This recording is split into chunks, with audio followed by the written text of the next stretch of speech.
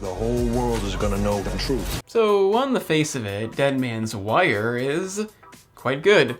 It had the 70s look, Bill Skarsgård is again showing off his range. I can see why, I mean, who wants to be typecast? And aside from some slight embellishment, a few people who don't really exist, the movie is about as close to the truth as these movies tend to get. That being said, I don't want to talk about that, it's already been done. I mean, I think it has. It's been acclaimed for those reasons. Instead, I want to talk about the unease of this, even though it's mostly doing things right, and the way that discomfort is the most interesting thing here.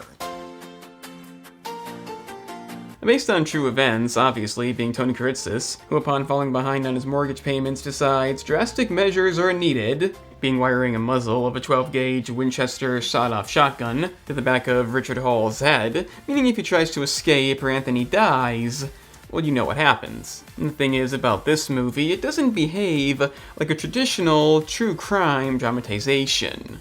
You don't get forward momentum in the way you expect, no clean escalation, and no sense the movie is moving towards something you'd feel good to understand. Instead, it keeps tightening, eventually just stops, and that's intentional.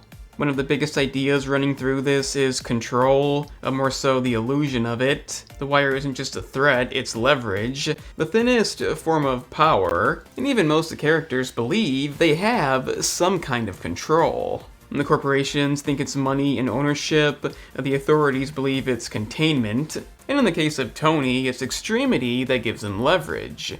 But the thing is, it keeps getting stripped away. The tighter everyone pulls, the weaker everything becomes. There's no payment when anybody truly wins control. It's just the illusion when they pretend to have it a little longer. It's what I meant by Bill Skarsgård's portrayal being fearless, because it is, but not in the usual way. It's not a charismatic extremist portrayal. He isn't cool or tragic or in any way redeemed. Instead, it's anxious, kind of rigid, and emotionally exhausting to watch. No release to be found. In many cases, they try to soften him, give you something to latch onto. Skarsgård does the opposite, and essentially drains the scenes on purpose. You don't admire him, you're not meant to side with him, and you barely even tolerate him. In today's overly political climate, that's a really bold fucking choice. It'd be taking too much of a chance. Like I said, it's visually the 1970s, but I don't think it's about nostalgia. This is the 70s as a psychological trap. It's void of safety nets, everything is delayed, analog, and fragile. When a decision is made, it sticks. When the tension sets in, it doesn't dissipate. I'm using a lot of big wording here. Now the point is, the pacing mirrors the era.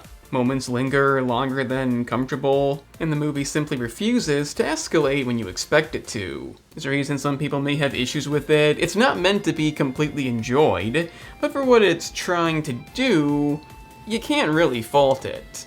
Yeah, it actively resists momentum. You get waiting, hesitation, and the aftermath. And no twist, absolutely no payoff. It's in many ways one big stall you sit through, so you need to think about that. That's literally the point, because the longer you wait, the clearer it becomes.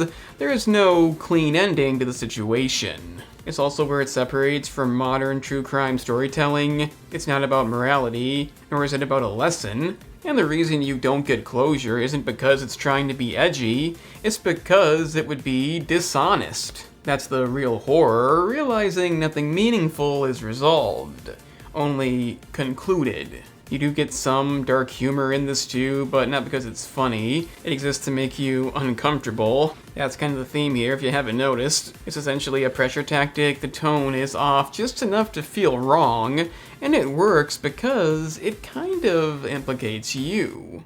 Yeah, you have the anti-capitalist tone that's definitely present, but I don't believe the movie is trying to make a clear statement. It's not saying capitalism bad, it's showing what happens when the system is pushed to its breaking point, and how human beings become interchangeable parts of that system.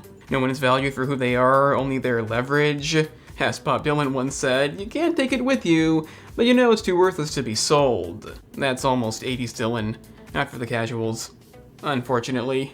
If I describe the movie as anything, it may be confident, but not just in themes. The production design is meticulous without being flashy. The cinematography emphasizes containment, not spectacle. And the sound quality is the same deal, amplifying tension instead of announcing it. It doesn't need your attention because it kind of assumes it has it. In that case, check out the main channel for videos on movies that aren't brand new.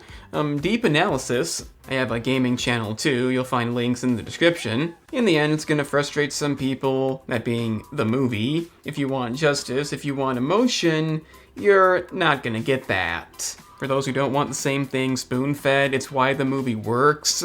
A Dead Man's Wire doesn't want to thrill you, it wants to trap you.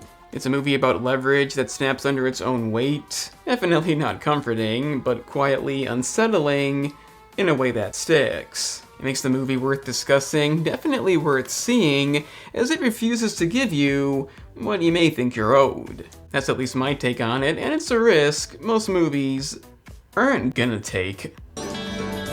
Party on, dudes! Or it's just a real faithful adaptation, because like I said, it is real, but you'd only see it in a theater if you want to see something like this. And if you do, let me know what you thought about Dead Man's Wire down in the comments. Like the video, subscribe down below, share it if you can, and hit the bell to get notified because recommendations, likely aren't coming.